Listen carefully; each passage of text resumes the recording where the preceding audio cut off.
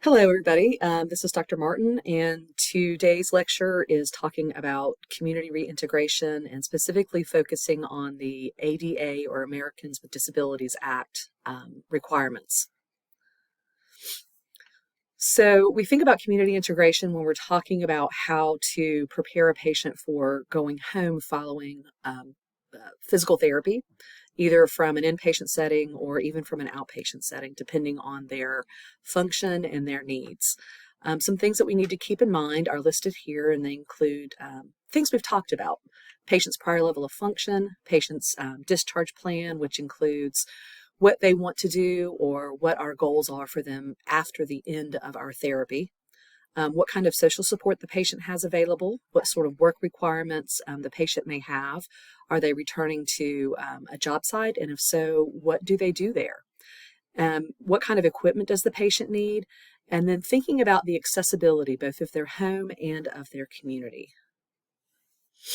So first, let's talk a little bit about prior level of function.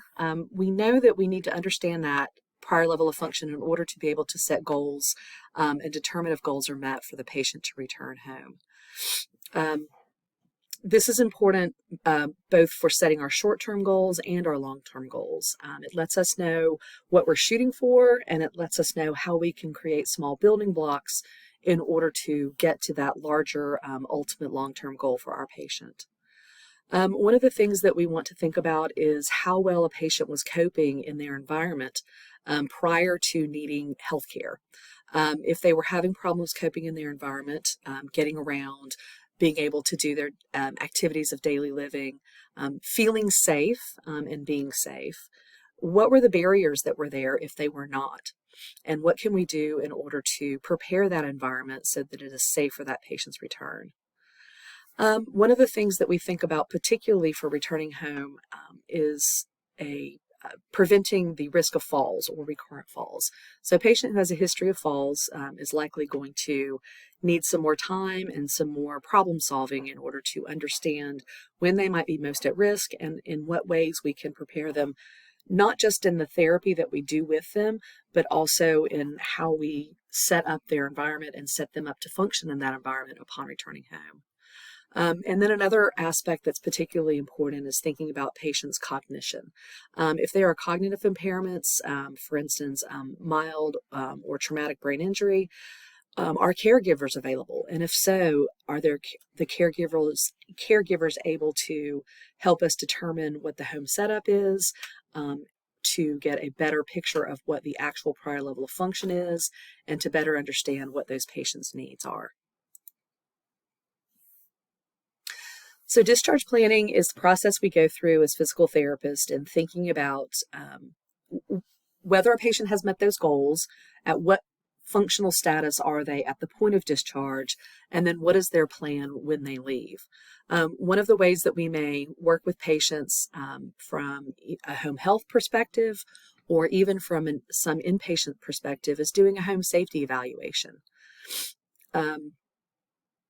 It's important for us to make sure that we are communicating with everybody in the care team so that we can be sure that the patient and the patient's caregivers have all the information they need to make the best informed decision about what setting is the best for them to transition to at the end of therapy.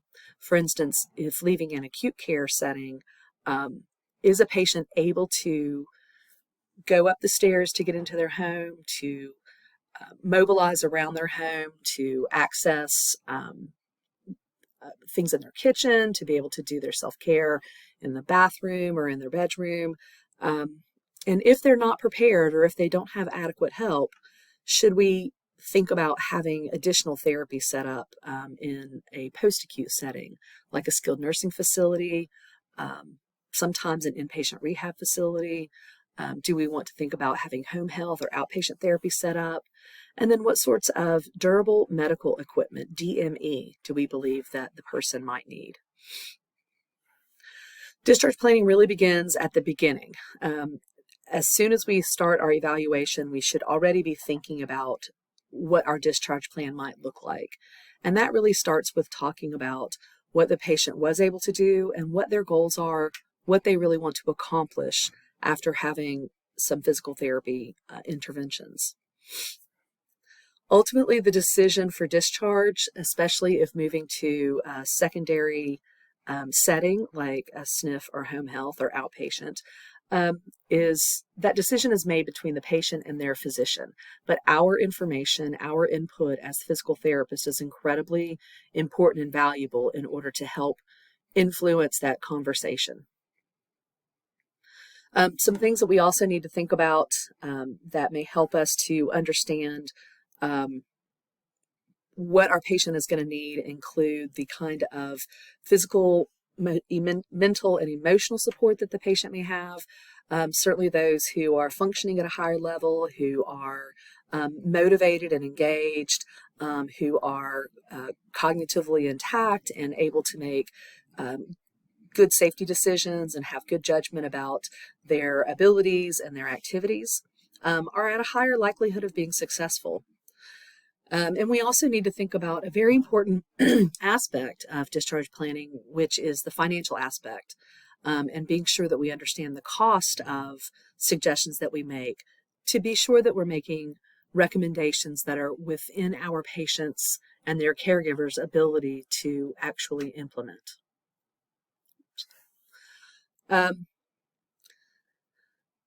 Ethics is a big part of making sure that we make the right decision. Again, we may think about how insurance companies or patients' insurance benefits may influence what they are and aren't able to have reimbursement for or to have access to in terms of payment.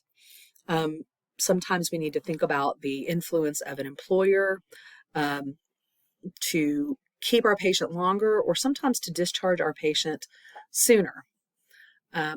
So we want to be sure that we're thinking really from the patient's perspective, understanding all of the factors that are on the outside of this conversation. And remember that our most important role at this point is to be an advocate. Excuse me, a patient support. Social support is incredibly important. I think we've talked about how important this is, and it's so much more so when you have a patient who wants to return home and who has the perhaps physical ability and the DME, but not to be there independently. Do they have the support that they need from their family or their caregivers? How much of a patient's needs are they able to meet for themselves? Who is the person who would be providing the support? Are they reliable? Are they willing? Are they able?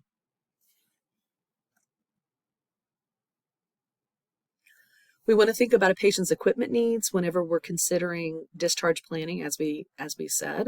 In the hospital setting, a social worker is a great person who helps with transition to community-based rehab, for instance, to a skilled facility. And they may help with recommending equipment or acquiring equipment. Oftentimes in an inpatient setting, a nurse case manager is the individual who is helping to coordinate the entirety of a patient's care, and that includes acquiring the recommended equipment. With that equipment, can we think about whether that patient would be able to be independent? So think about a patient perhaps who is recovering after a lower extremity amputation. They would likely not be able to be up and about in terms of walking or ambulating, but they could be able to be independent at a wheelchair level. So are we able to set that patient up for success at a wheelchair level until they are able to transition perhaps to obtaining a prosthetic? We want to think about the location and condition and setup of a patient's home, as well as the environment around that patient's home, in order to understand whether they may need additional equipment. It's not exactly equipment need, but certainly we would want to think about entry and exit egresses in the home and whether a patient needs a ramp but does not have one. Sometimes we need to have conversations with our patients to suss out their willingness to use equipment that we recommend. They may not find it dignified, they may not find it appropriate for them for their age or their perceptions. And so having a conversation with the patient about assigning equipment should really focus on the equipment as a tool or a device for them to continue to work towards their maximum independence, and help them understand, if appropriate, that these may be only intermittent needs that they have. And then we want to think about not only their financial resources, but in considering discharge and discharge planning, we want to think about whether and how that patient may be able to access additional care. That includes asking about transportation and transportation needs. When we're thinking about preparing that patient for discharge and return back to the community, we want to think about what it is that we're actually trying to return our patient to. And then, as best we can, we would really like to simulate the environment or the activities that that patient will be performing after discharge, so that the patient and us as the physical therapist can really think through, ask the right questions, and become more confident in their ability to be able to return to their desired discharge setting and be successful.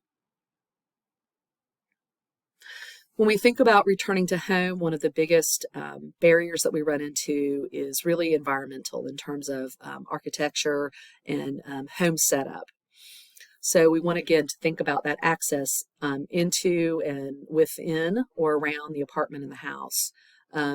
Are there stairs? Is there an elevator? Is there a ramp? Is there a possibility for a ramp? In what ways would it be feasible to upgrade or to adapt? Or are we able to work with the patient in order to accomplish the kind of mobility that they need in order to get into and out of their house? And then we need to think about their access to transportation. Are they going to be able to return to driving? Do they need to think about taking a bus? And if they are taking a bus, do they have adequate access to that bus? Are they able to go up and down stairs, or would they need to look for transportation that would help to modify modify transportation, for instance, from an organization that may be able to lift a wheelchair in and get that person settled. And then we want to be sure that if a patient's returning home, not only do they need to be comfortable and confident in performing their basic ADLs, their self-care and mobility activities, but also their ability to manage money, to get groceries, to get to and from doctor appointments, to do their laundry, to keep their home clean, all of those things. So these are questions we would want to ask our patients and have conversations about how these things will get done. Oftentimes, our patients don't really think about this aspect of returning to home until they get there. And so having the conversation beforehand really helps them to stay prepared. For returning to work, at some point, you may work with folks who are sent by their employers for rehabilitation due to performance issues because of injuries or because of the type of work that they're doing, where we need to be sure that we can release that person back to that work. And so there are programs where we might do functional capacity evaluations or work hardening programs. And again, this is really just taking that simulation one step up and thinking about what the duties are that the patient's required to do at work, what would happen in case of an emergency, and would that patient be able to respond appropriately to emergency, including getting themselves out and being safe. We need to think about and have a conversation around whether there are ergonomic modifications that we might be able to recommend to the employer, or if we think that patient might need modified duty. So this really starts a conversation that would include the employer at some point to be sure that this patient is physically ready to return and be successful.